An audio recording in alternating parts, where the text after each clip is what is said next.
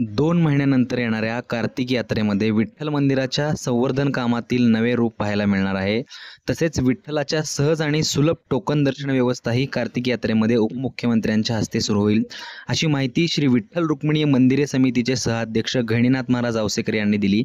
तसेच विठ्ठलाचे पैसे देऊन दर्शन घेणाऱ्या भाविकांवरही आता गुन्हे दाखल करण्याचा अजब निर्णय मंदिर समितीने घेतला आहे.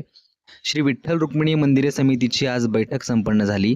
या बैठकीत दर्शन व्यवस्थेसंदर्भात निर्णय घेण्यात आले. स्कायवॉक आणि दर्शन मंडपाच्या कामात शासनाने 110 कोटी रुपयांचा निधी मंजूर केला.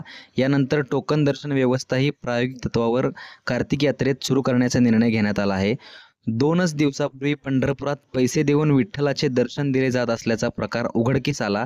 याबाबत आज सर्वपक्षीय स्थानिक नेत्यांनी मंदिर समितीच्या बैठकीत येऊन समिती अध्यक्ष व सदस्यांना घेराव घातला. तसेच मंदिर समितीवर दबाव टाकत पैसे घेणाऱ्यांसोबत पैसे देणाऱ्यावरही गुन्हे दाखल करा, अशी अजब मागणी केली. विशेष म्हणजे मंदिर समितीने ही मागणी मान्य केली. याबाबत समितीच्या 2 निलंबित कर्मचाऱ्यांना देखील पुन्हा कामावर घेण्याची मागणी स्थानिक नेत्यांकडून करण्यात आली. लवकरच टोकन दर्शनाची व्यवस्था च्या द्वारे तमाम श्री क्षेत्र पंढरपूरला येणाऱ्या लोकांना दर्शनाची सुलभ व्यवस्था यावेळेस होणार आहे. आणि मंदिर जतन, संवर्धन आणि संगोपन याचे अजून एक रूप आपल्याला जे पाहायचं आहे ते कार्तिक वारीमध्ये तुम्हाला अजून एक आगळं वेगळं आणि खूप चांगल्या पद्धतीचं आपल्याला रूप दिसणार आहे. आज मंदिरे समितीच्या बैठकीमध्ये दर्शनाच्या व्यवस्थेबाबत सखोल अशी आज चर्चा झाली की या दर्शन व्यवस्था कशा पद्धतीची असली पाहिजे, ही कशी केली गेली पाहिजे. आणि काल जो प्रकार घडला त्या प्रकारावर आम्ही निश्चितपणे तुम्हाला असं सांगतो की यापुढे फक्त पैसे घेणाऱ्यावरच कारवाई होणार नाही, तर पैसे जो देणारा आहे तो देणाऱ्या माणसावर सुद्धा कारवाई होईल. कारण घेणारा जितका गुन्हेगार आहे तितकाच देणारा सुद्धा गुन्हेगार ठरतो. पण आता त्याची सखोल चौकशी करूनच यापुढे कुठलीही कारवाई होईल.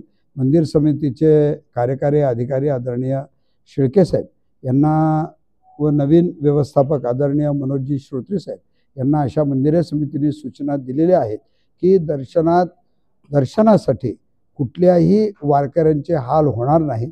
सुलभ दर्शन होतील, लवकर दर्शन होतील व चांगले दर्शन होतील याची व्यवस्थापना बघा.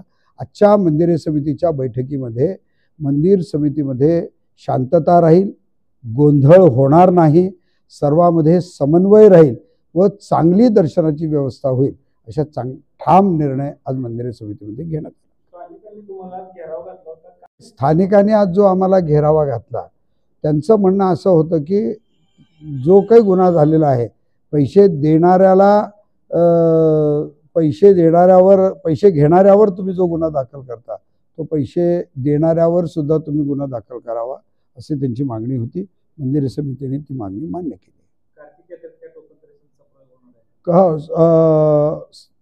अगदी प्रथमदर्शनीने टोकन दर्शनाचा प्रयत्न होणार आहे. आदरणीय उपमुख्यमंत्री साहेब पूजेला येतील त्यावेळेस त्याची सुरुवात निश्चितपणे होईल.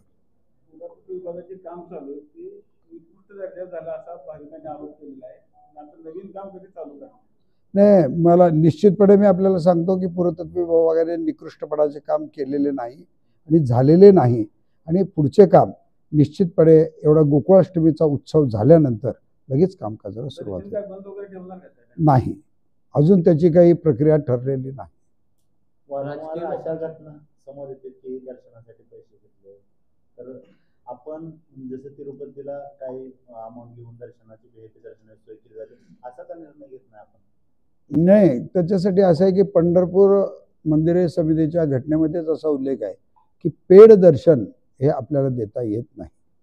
आणि त्यामुळे आपल्याला माहिती असेल की यापूर्वी प्रतापसिंह मोहिते पाटलांनी सुद्धा विधानसभेमध्ये ठराव मांडलेला होता. आणि त्यामुळे पेड दर्शन असेल, कारण आपण गरिबाचा देव म्हणून आपण पैसे देऊन दर्शन आत्तापर्यंत दिलेलं नाही, त्यामुळे ही समिती ही देणार नाही.